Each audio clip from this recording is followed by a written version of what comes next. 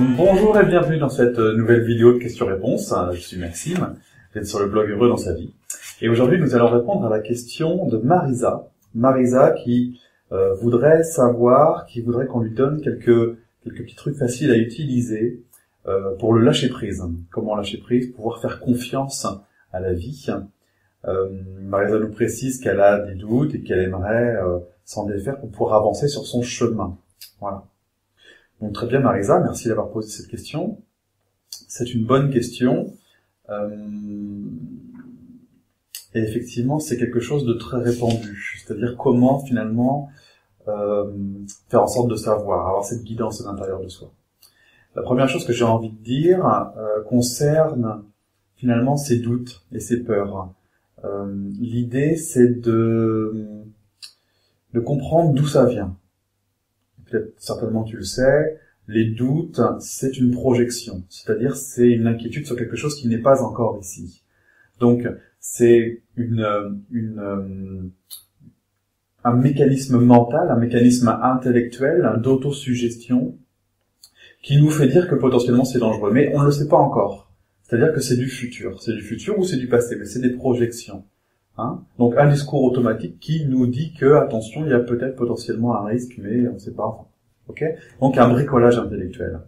La solution à ça, pour éradiquer de manière définitive les doutes, c'est de revenir au présent. C'est-à-dire d'être capable de considérer qu'il y a un environnement, mais que cet environnement n'est pas forcément dépendant de comment je me sens à l'intérieur. Je reviens au présent, je reviens à l'instant présent. Là, maintenant, tout de suite, qu'est-ce qui est vrai ? Qu'est-ce qui est vraiment vrai maintenant, tout de suite ? Et là, on se reconnecte à finalement nos perceptions. Là, maintenant, tout de suite, qu'est-ce qui est ? Qu'est-ce qui est là ? Qu'est-ce qui est présent pour de vrai ? Sans parler des projections, sans parler du futur, sans parler de potentiellement ce qui peut m'arriver. Non, maintenant, ici, à la seconde, là où on se parle. J'entends un son. Il y a mes 5 sens. Il y a ma vue. Il y a l'odorat, il y a les goûts, il y a l'ouïe, il y a le toucher, il y a mes pieds qui sont posés sur le sol, il y a les véhicules que j'entends dehors, il y a les sons qui sont dans la pièce. Qu'est-ce qui est présent ? Il y a comment je me sens, les différentes sensations corporelles, les tensions, les micro-tensions, voilà. Ça c'est la vérité. Ça c'est la vérité parce que c'est ce qui est présent. Le reste c'est de l'imagination, de la projection. Alors, en termes de présence, il y a également tout ce que je me raconte, c'est présent. Mais voilà, je suis... La présence, c'est être le témoin de ce qui est en train de se passer d'instant en instant. C'est-à-dire tout sauf de la projection.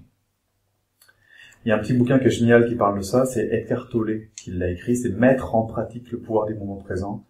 C'est le numéro 4 sur le blog. Voilà, si tu le connais pas, je t'invite vivement à le lire, tu verras, c'est juste passionnant. Et il parle particulièrement bien de la présence et de comment revenir dans le présent. Il appelle également ça le corps de souffrance, c'est-à-dire une petite voix qui va nous chercher sans arrêt pour nous dire attention, fais attention, il va t'arriver ceci. Ça c'est le corps de souffrance. Son but, le corps de souffrance, c'est de nous maintenir dans un état négatif, parce qu'il s'en nourrit. Et si on arrête de le nourrir, qu'est-ce qui reste ? Eh bien, il reste le présent, il reste la lumière, il reste l'être, et non plus l'ego et le mental. Voilà. Donc la première des choses que j'ai envie de dire sur le lâcher-prise et comment finalement être sur son chemin, c'est être capable de revenir au présent pour arrêter de subir ce bricolage intellectuel qui n'est qu'un discours. Ce n'est pas, en plus, c'est tout sauf la vérité, puisque c'est un discours, c'est de la projection. Et personne n'est capable de savoir ce qui va se passer. On sait pas. Voilà. Il peut se passer des milliards de choses et nous, on est en train d'avoir peur d'une chose qui peut potentiellement se passer. C'est faux. La vérité, c'est qu'on sait pas. La vérité, c'est que la seule chose qui est vraie, c'est ce qui se passe d'instant en instant, de seconde en seconde. Voilà. Parce que personne n'est devin, et puis parce que le futur n'existe pas encore et le passé est terminé. Voilà. Ça, c'est la première chose qui est, je pense, importante. Et la meilleure technique que je connaisse pour travailler ça, c'est la méditation. La méditation qui permet justement de se recentrer. Le mindfulness. L'instant présent. Voilà. Et ça peut se faire de manière très simple. Une méditation, ça dure pas forcément des heures. C'est pas forcément rester là à attendre qu'il se passe quelque chose. C'est pas ça la méditation. La méditation, c'est juste une capacité à observer qu'il y a un discours mental, mais que c'est juste un discours mental. Et ça peut se faire en quelques minutes. J'ai des méditations sur le blog qui sont téléchargées dans mon livre. La plus courte, je crois, dure 8 minutes de mémoire. Et c'est juste, justement, revenir au présent. Et c'est tout. Et notre libre arbitre, là où on contrôle, là le contrôle qu'on a n'est pas sur ce qui peut se passer ou ne pas se passer, c'est pas ça qu'on contrôle, contrairement à ce que voudraient nos égos. Ce qu'on contrôle, c'est notre capacité à revenir au présent, d'instant en instant. Le choix qu'on a, c'est une capacité à revenir d'instant en instant à ce qui est vraiment. Donc la méditation, de mon point de vue, c'est le meilleur conseil que je puisse te donner pour éradiquer tout ce qui est doute, tout ce qui est lâcher prise, tout ce qui est confiance à la vie, pour avancer sur un chemin, vraiment. Voilà. Ça, c'est la première chose. La deuxième, c'est comprendre justement comment fonctionne la vie. Comprendre que tout ce qui m'arrive, la bonne raison de lâcher prise à ce qui m'arrive, c'est que tout ce qui m'arrive est bienveillant.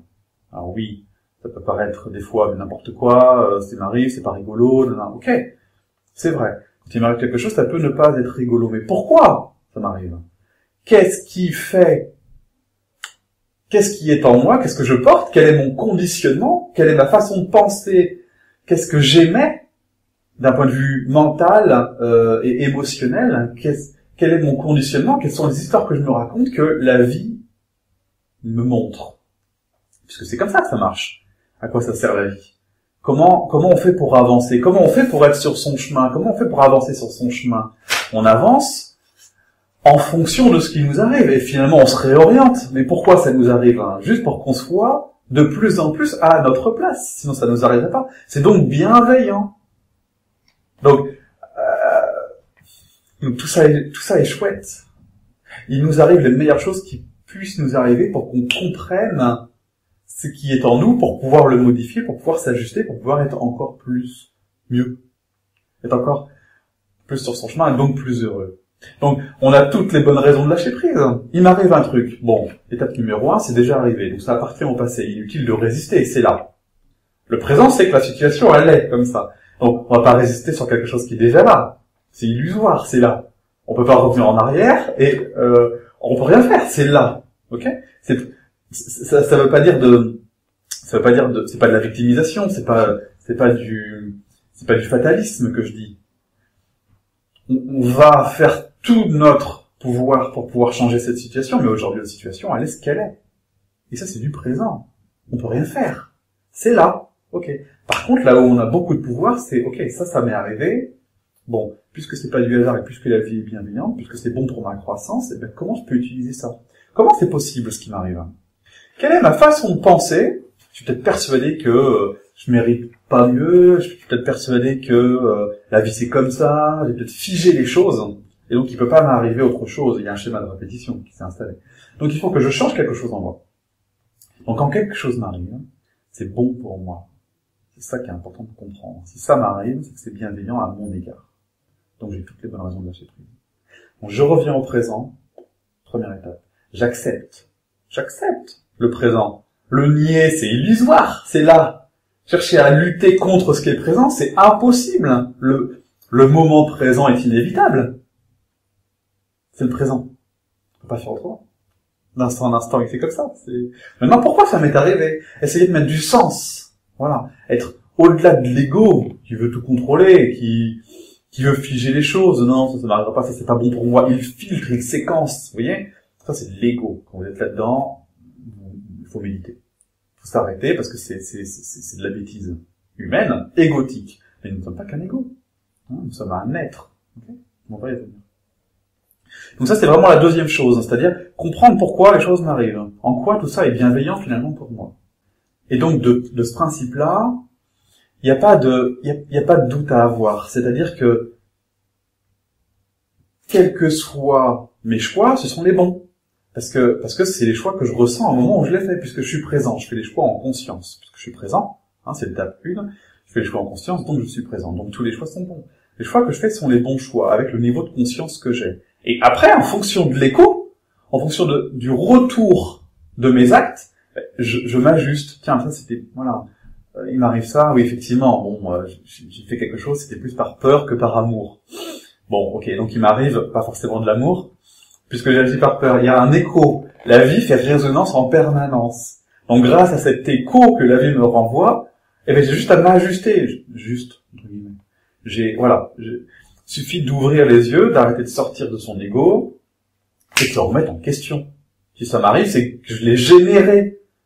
C'est pas la faute de l'autre. Bien sûr qu'il y a eu tout un tas de paramétrage, mais c'est quand même moi qui ai posé les choses.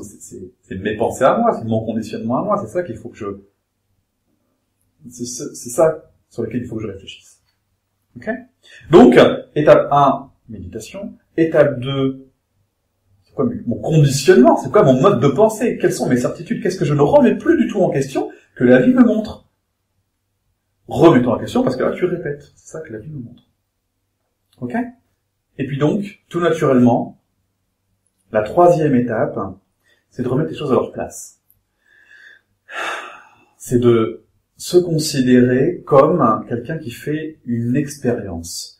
C'est-à-dire que si on part du point de vue qu'on est un ego, c'est-à-dire un personnage, que les choses nous arrivent, effectivement, il peut y avoir quelque chose de l'ordre de l'injustice. Ah, pourquoi ça m'arrive, c'est pas cool, et puis ce monde est trop injuste, et non. Hein. Donc on repart dans les projections, on part dans du bricolage intellectuel, dans du mental, donc on nourrit le corps de souffrance, et de cartolé.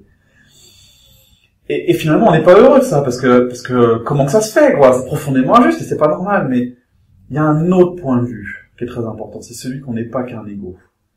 On est un être, on est une âme, et on est sur la planète Terre pour vivre des expériences, pour grandir. Ça, c'est quelque chose de beaucoup plus spirituel, mais finalement, c'est ça. On est fait d'un corps, on est fait d'un mental, ça on connaît très bien ces deux-là, ils se parlent. On est fait d'un monde émotionnel, que beaucoup de gens nient, et on est fait d'un monde spirituel, c'est-à-dire du sens qu'on met à notre vie. À quoi ça sert tout ça? Pourquoi je suis là? Qu'est-ce que je viens faire ici? À quoi ça? Le sens de tout ça. Et tu l'exprimes très bien.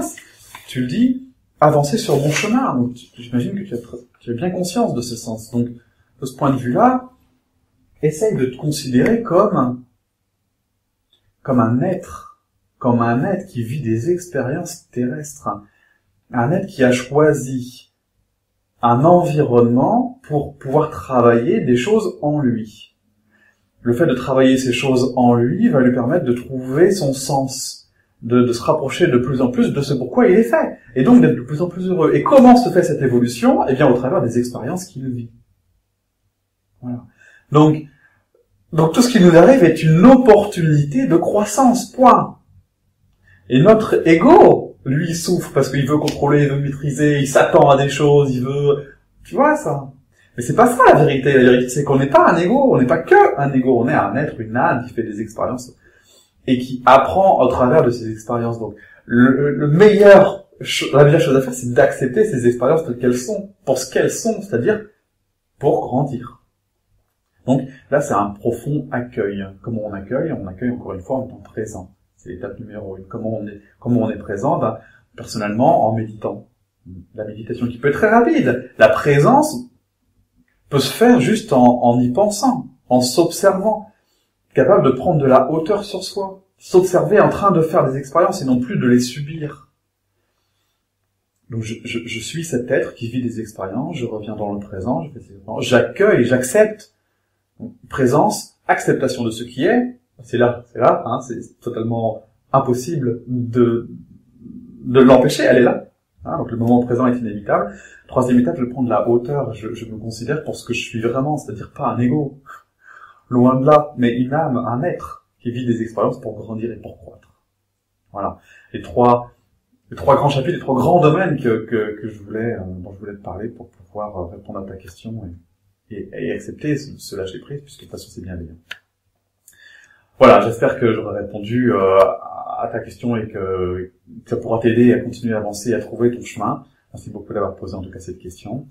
Et puis je vous retrouve tous dans une prochaine vidéo de questions-réponses. À très bientôt.